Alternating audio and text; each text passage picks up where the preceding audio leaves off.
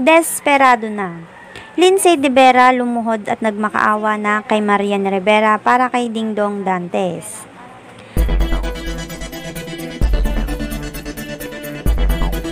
Matapos maghain at magsampa ng kaso si Marian Rivera para sa dating aktres na si Lindsay de Vera, ay bumuhos naman ang emosyon ni Marian matapos niyang gawin ang bagay na ito.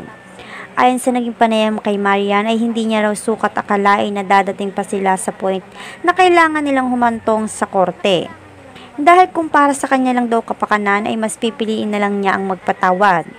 At dahil na rin sa pakiusap ng management na hanggang maaari ay ilihim na lang ito. Ngunit mas lalo raw lumala ang sitwasyon dahil sa pagiging desperado ni Lindsay de Vera na maagaw si Dingdong sa kanya at masira ang kanilang buong pamilya. Ito na raw ang hindi kayang palampasin ni Marian dahil sobra na raw ang pagtitiis niya sa ginawang pangloloko sa kanya ni Dingdong at Lindsay, kung saan ay nagkaroon pa pala ng bunga ang kanilang lihim na affair na ito.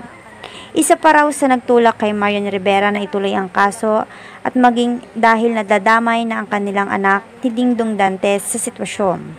Hindi niya raw ito mapapatawad.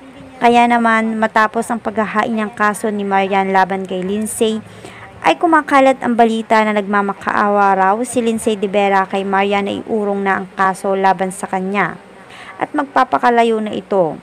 Taliwas naman sa naging panayam sa kanya na ayon sa kanyang naging pahayag ay handa raw niyang harapin ang kaso na inihain sa kanya ni Marian Rivera. Dagdag pa nito ay ipaglalaban niya ang karapatan niya at ng anak nila ni Dingdong Dantes.